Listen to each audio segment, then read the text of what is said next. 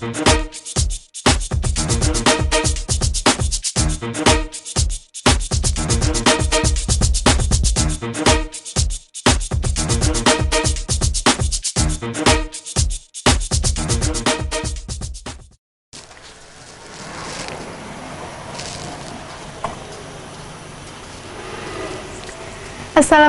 warahmatullahi wabarakatuh. Pemirsa SCV dimanapun Anda berada, pada kesempatan program obrolan tokoh kali ini, tim HSCV akan mengajak pemirsa untuk mengenal lebih dekat tentang Kiai Haji Usman Fatan. Ya, beliau adalah salah satu tokoh ulama yang dimiliki Bangka Belitung. Tim HSCV kali ini akan mengunjungi kediaman beliau di sekitar wilayah Pangkal Pinang. Ingin tahu seperti apakah tokoh Kiai Haji Usman Fatan bersama kiprahnya? Mari saksikan terus obrolan bersama HSCV.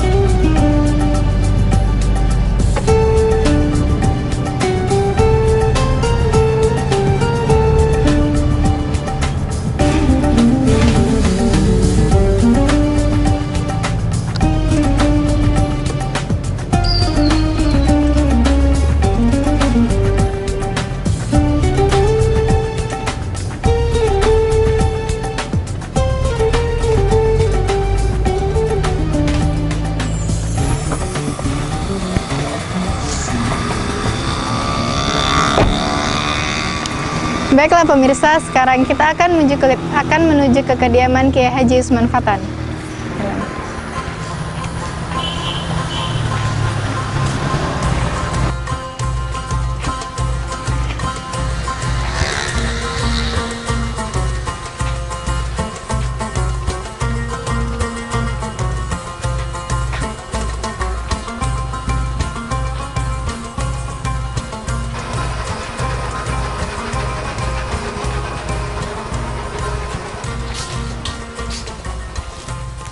Baik pemirsa, sekarang kita sudah sampai di depan ke kediaman Kiai Haji Usman Fatan.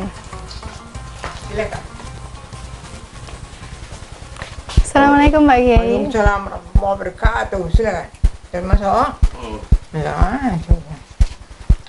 Alhamdulillah. Assalamualaikum Pak Kiai. Waalaikumsalam warahmatullahi wabarakatuh. Pak Kiai sekarang umurnya berapa Pak Kiai? Umur sekarang 89 tahun. 89 tahun. Ya syukur, alhamdulillah. Pak Kiai mungkin bisa diceritakan sedikit tentang sosok Pak Kiai di masa muda, waktu kecil, seperti apa? Saya kalau lahirnya di kota kecil, Bangka Barat, Jubusda. Ya alhamdulillah di situ saya lahir. Lantas tahun 51 saya bersama anak-anak saya, jadi pada waktu itu juga saya baru masuk di kantor agama. setelah masuk di kantor agama, ya teruslah saya ajak anak-anak untuk banyak belajar di sini, karena di sana ya tidak ada perkembangan sekolah-sekolah ini, tidak ada. Kalau di sini alhamdulillah sampai waktu itu STM ada, SLTA biasa, sekolah umum apa ada. Nah, semua di sana, di sini boleh dibilang kan termasuk kalau di Bangka ini sentral lah, Bangka ini ya, termasuk ya Bangka Belitung juga tidak ada.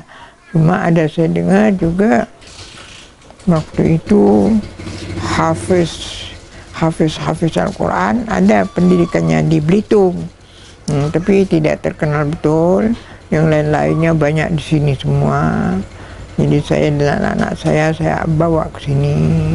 Jadi teruslah anak-anak saya itu dapat belajarlah ya secara artinya ya di atas dari SD begitu, SMP sampai ke atasnya alhamdulillah ada. Dan yang tuanya anak saya umurnya sekarang dia ada di Bandung, itu bekas pekerja Pertamina di Pelaju Palembang. Jadi dia namanya Ali. Yang nomor 2 ini Celebakar. Ya, nomor 3 namanya Ciwan Salim, itu baru meninggal kira-kira 3 bulan lah di Palembang. Nah, kalau yang perempuan juga satunya di bawah Ciwan Salim itu almarhum, ada guru SD pegawai negeri dia.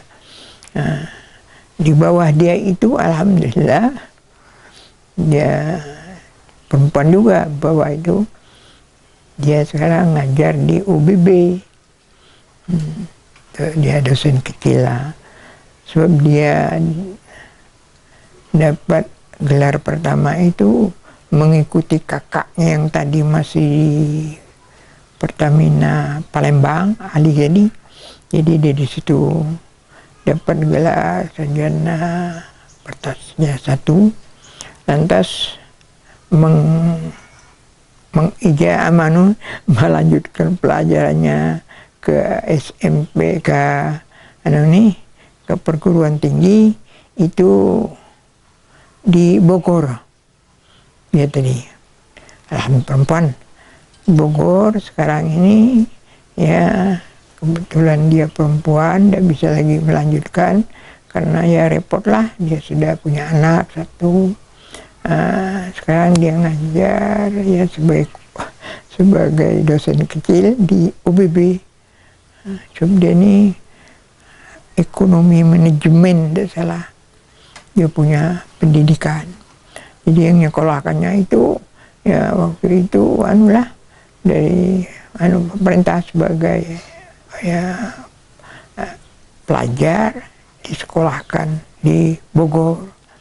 Itulah dia, jadi sekarang dia bisa ngajar sebagai dosen kecil lah di UBB.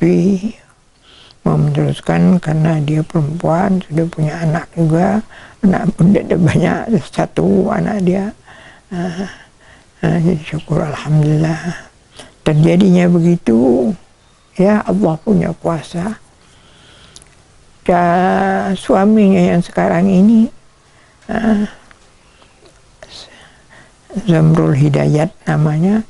Waktu itu suami dia di Palembang sampai sekolah tadi.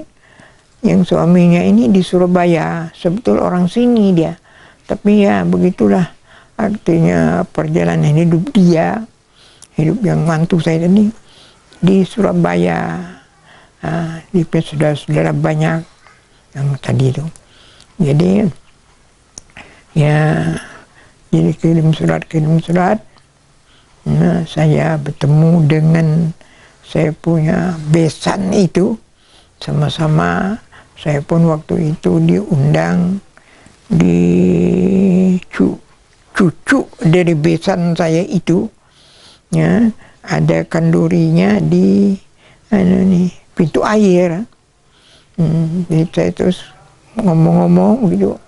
Saya bilang, berapa anak? Dia bilang, saya ada yang laki-laki. Saya bilang, ada.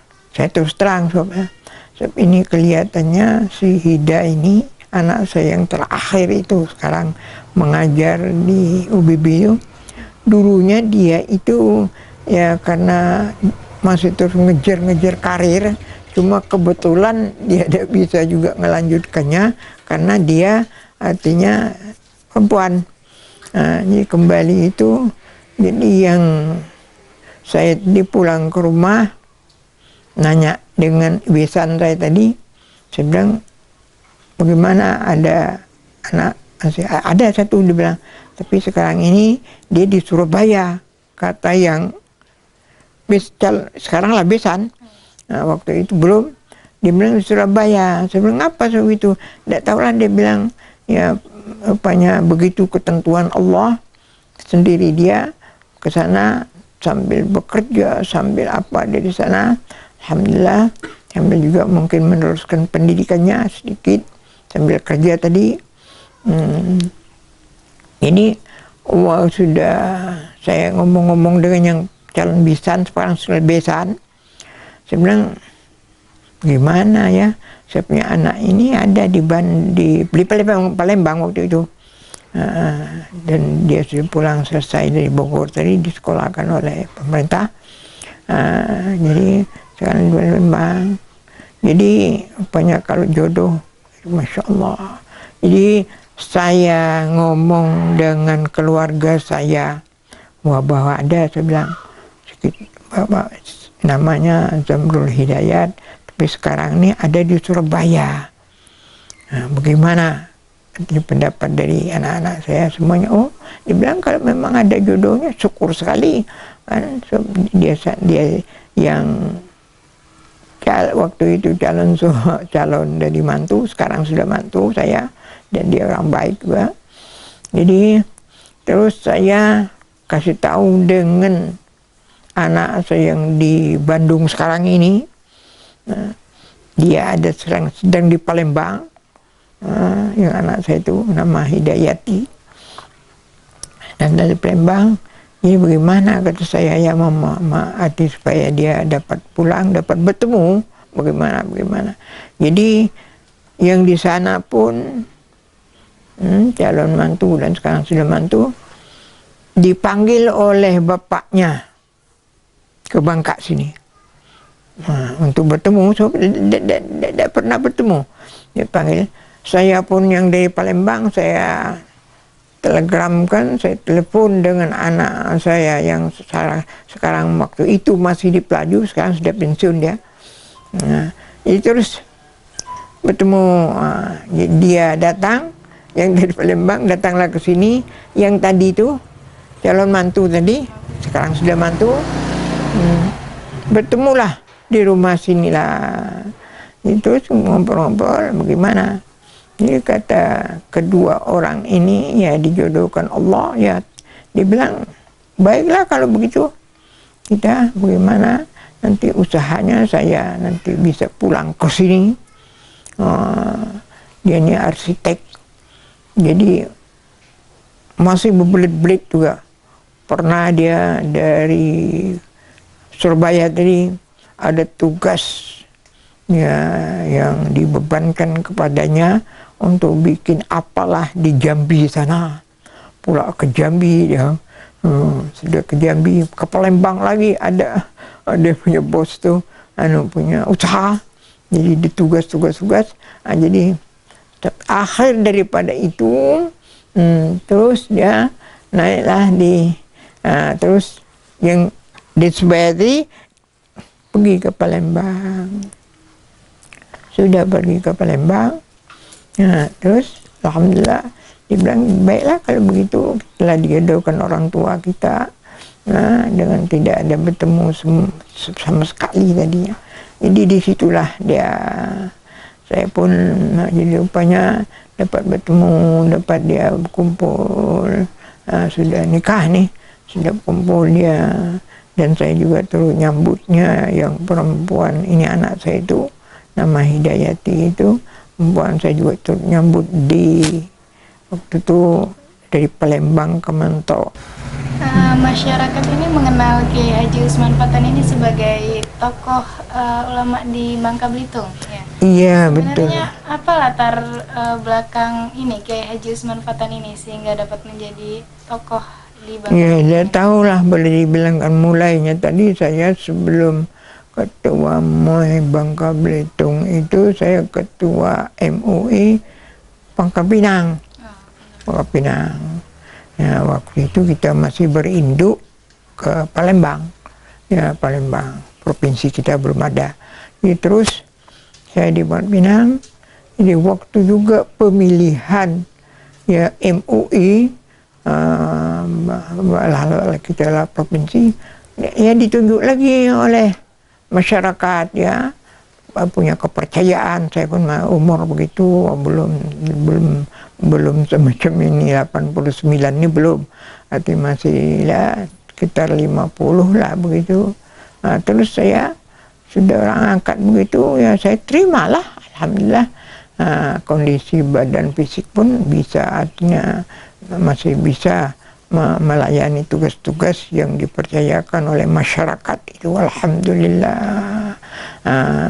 Cuma sekarang ini karena sudah umur begini, banyak lagi ya memang sunnatullahnya begitu, saya itu sering pelupa. Jadi saya pun mengundur diri waktu ada pemilihan terakhir MUI.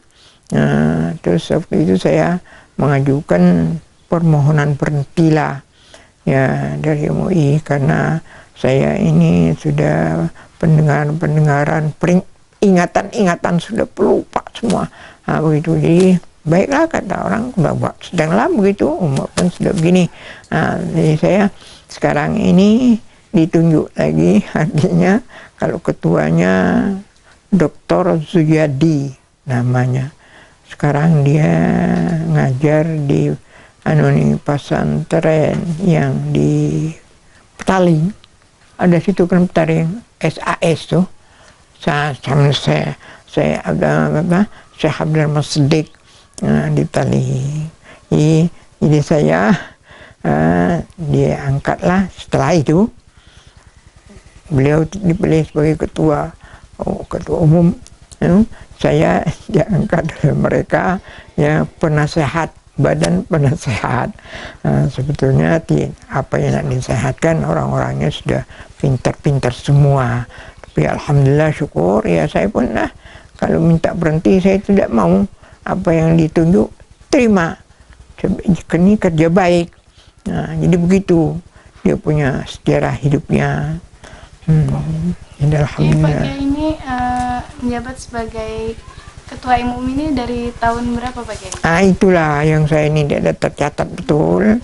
Maklumlah administrasi itu ada Jadi itulah, cuma sejak saya diangkat dari MUI kota sampai kepada MUI provinsi itu lantas disambung tadi oleh Dr. Zuyadi tadi.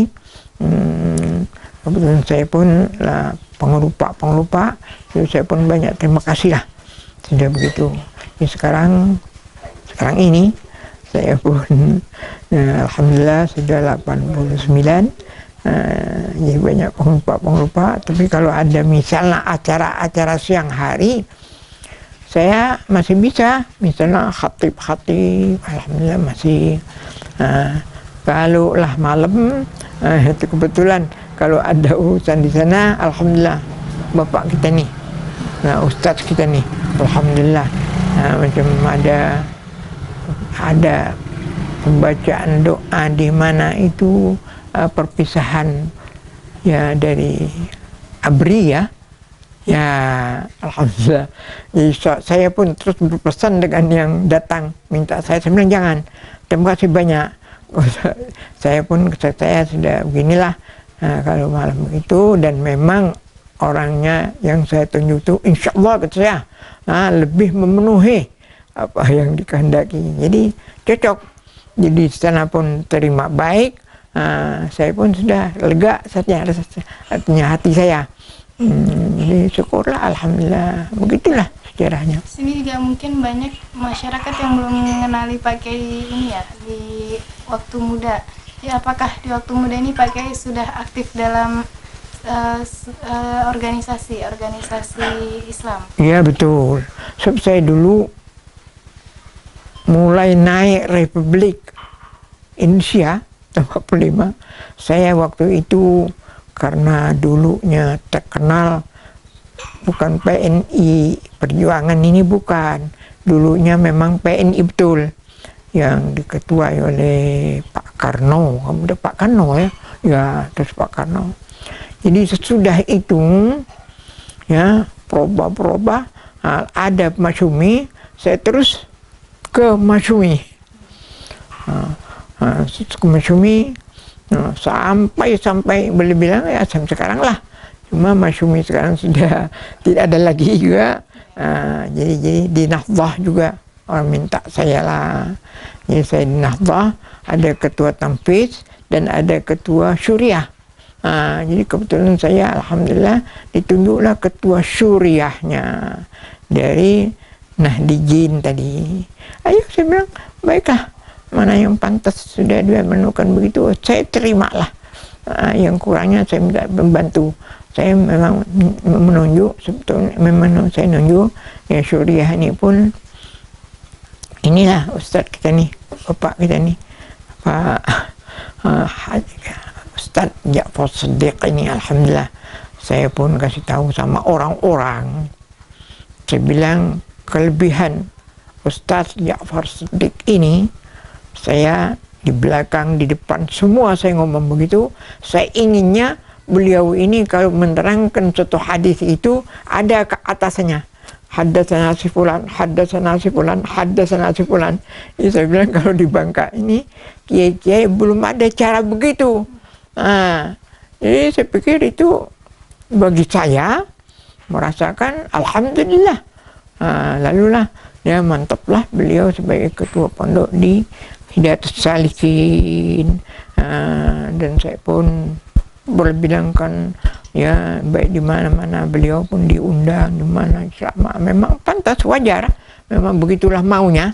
Memang adalah suara-suara ngapa pula dia nak banyak keluar, itu urusan dia. Saya bilang syukur dia dapat panggilan begitu di Jawa, di mana macam perusahaan batik di Jawa itu saya dengar di Bandung itu sekian ribu ya itu anggota tuh manggil beliau. Nah belum lagi di Jawa yang di lain, misalnya di Berpasnya apalagi. Jadi alhamdulillah, syukur kepada Allah saya dapat begitu. Saya bilang inilah kelebihannya ya, saya merasakan boleh dibilangkan di Bangka sekarang ada yang model begini, kita terima baik.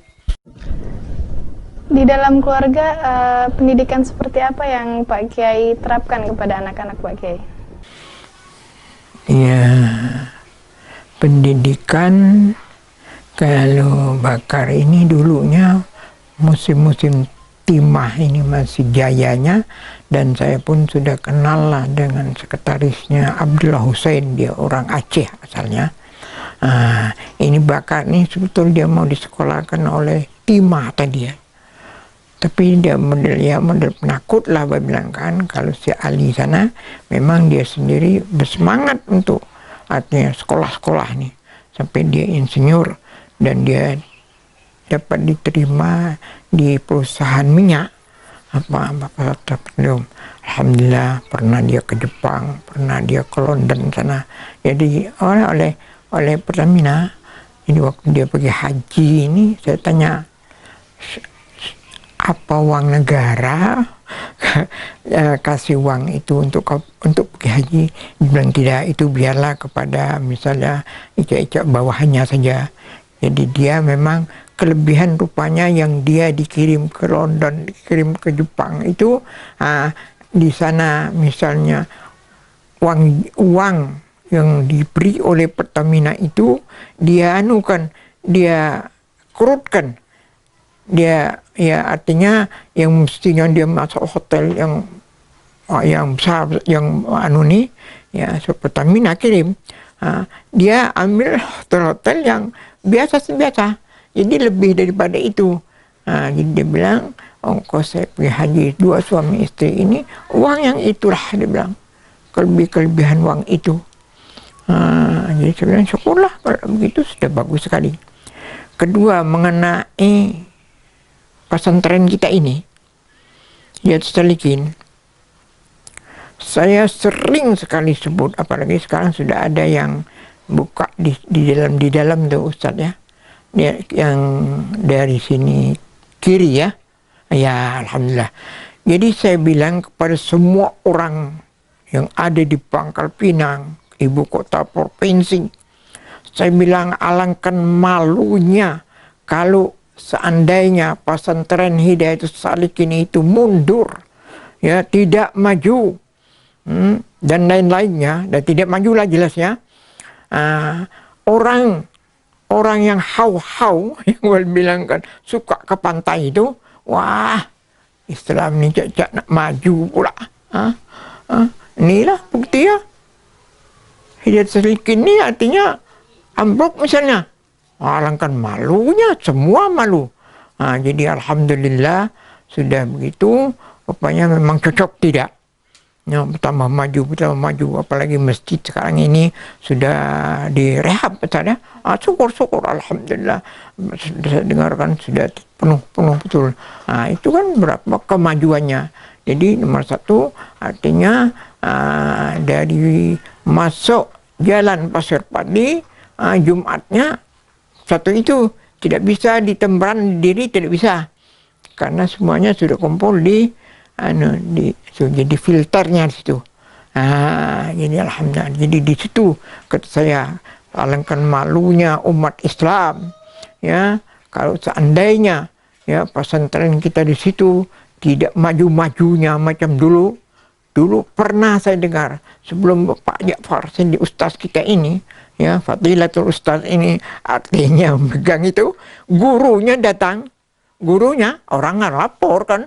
Saya itu membina di situ kira-kira 20 tahun. Dia datang ke meja itu, ngantuk, tidur gitu. Yang anak murid ini, amalah guru datang ngantuk tuh bagaimana? Dia sudah hiduplah sekarang, tapi lah ada bisa keluar lagi, sudah dia sudah lumpuh kalau tidak salah di pintu air sana. Jadi alhamdulillah setelah datangnya Ustadz kita ini, ya, Fadilatul Ustadz lah, kalau di dulu ada di Palembang itu namanya Haji Abdul Mu'in, memang dia berilmu lah, tentu kan di provinsi. Itu sampai digelar Fadilatul Ustadz. Ada juga yang protes, dia bilang, jadi ada juga tapi yang menyanggah, sudah pantas.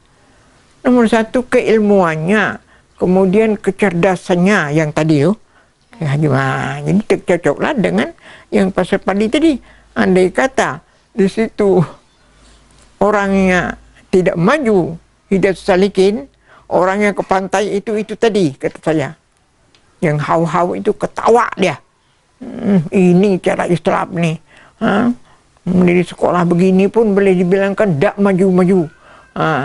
Tempat sembahyang Jumat pun begitulah. Jadi alhamdulillah. Yang sekarang ini, dulu sebetulnya sebelum Ustadz kita nih, ada dulu saya pesan dengan orang itu, dia tugasnya ke Belitung, tugas di Timah. Dia bukan ahlinya memegang pondok ya. Jadi saya waktu itu saya memang adviskan, ambillah, saya bilang, salah satu entah guru di situ, belum ada Ustaz, guru di situ yang keluaran Mesir, keluaran Kairo kan. Jadi dia cuma ngauk-ngauk begitu, au-au. Rupa-rupanya dia ini takut kalah pengaruh, boleh jadi. Tapi Allah menentukan lebih lagi. Ustaz dapat sedikit ini, dapat begitu. Yang saya kata saya tadi menyebutkan hadatsana sepulan itu memang rasanya di Bangka ini tidak adalah yang model itu. Jadi syukur alhamdulillah kepada Allah. Sudah begini majunya orang yang hawa-hawa pergi ke pasar padi itu tidak artinya menjelek-jelekkan inilah Islam. Jadi sudah begini filternya pun sudah cocok.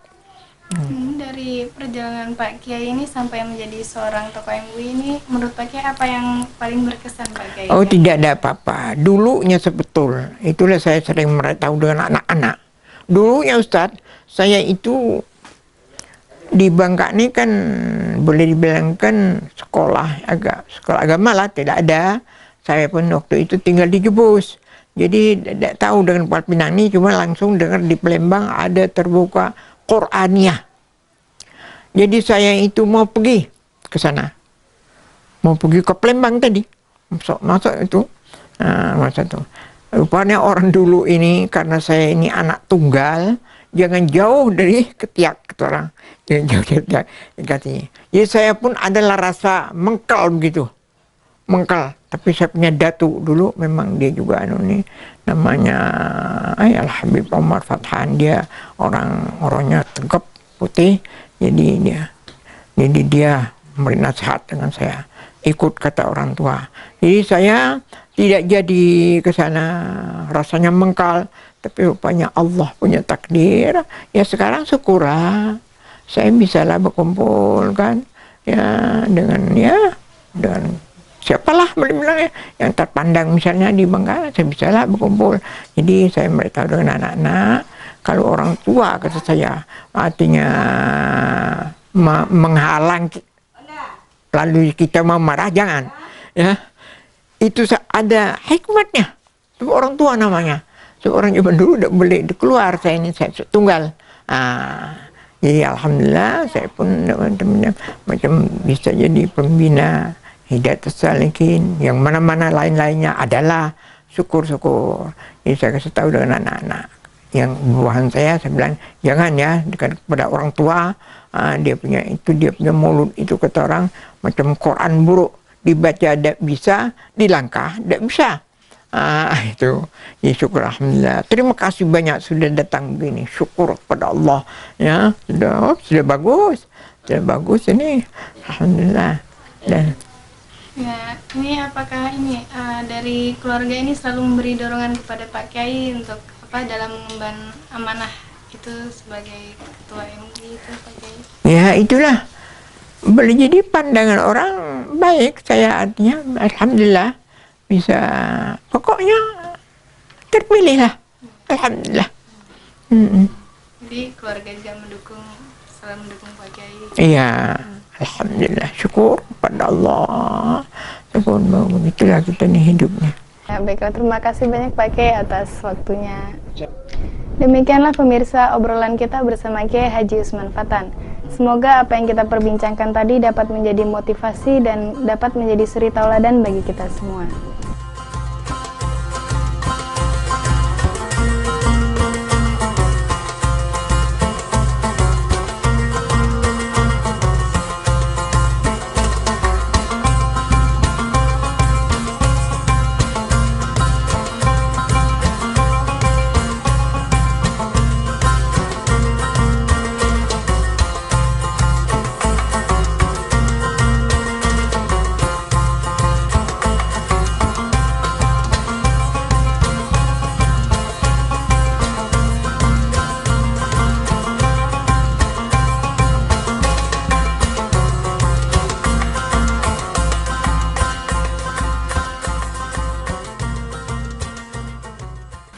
Ya, kalau Bapak nih biasa-biasa sajalah. Cuma beliau nih selalu mengedepankan tentang pelajaran agama begitu. Mengutamakan sholat ya sebagai pegangan kita dan sebagai tuntunan lah. Ya. Dan Bapak juga selalu mengingatkan supaya jangan berbuat yang bukan-bukan terhadap di mata masyarakat, ya, selalu berbuat baik. Ya. Kalau kita lihat di mata masyarakat, beliau selalu menepati janji-janji yang telah dibuat. Seandainya ada perjanjian, beliau selalu istilah tidak melengahkan. Beliau selalu mengingatkan kepada anak-anak jaga kesehatan juga. Tentang kesehatan beliau juga selalu beliau jaga. Atau di usia yang sudah sepuh masih tetap aktif gitu. Beliau ialah makan juga selalu dijaga, tidak sembarangan makan. Ya, dalam hal pendidikan beliau ya diutamakan lah untuk anak-anak. Setahu saya bahwa beliau Kiai Haji Usman Fatan adalah orang yang sangat tawadhu, rendah hati. Beliau juga sosok ulama yang sangat zuhud. Saya tidak melihat beliau cinta terhadap dunia, dan beliau sosok ulama yang sangat santun. Selain daripada rendah hati, beliau adalah orang yang sangat sederhana. Sangat-sangat sederhana. Walau di usianya yang sudah hampir 90 tahun, tetapi beliau masih semangat untuk menegakkan kalimat-kalimat Allah Subhanahu wa Ta'ala, menebarkan kedamaian, tidak pernah berbicara tentang hal-hal yang tidak baik. Nasihatnya selalu santun, nasihatnya selalu lembut, nasihatnya selalu kita nanti agar kita menjadi orang-orang yang cinta kepada Allah Subhanahu wa Ta'ala. Mungkin itu yang bisa saya sampaikan mengenai sosok Kiai Haji Usman Fatan, yang sebenarnya masih banyak lagi tentang sifat dan tingkah laku beliau yang sangat fenomenal, tetapi ini bagian kecil daripada akhlak beliau Kiai Haji Usman Fatan. Terima kasih.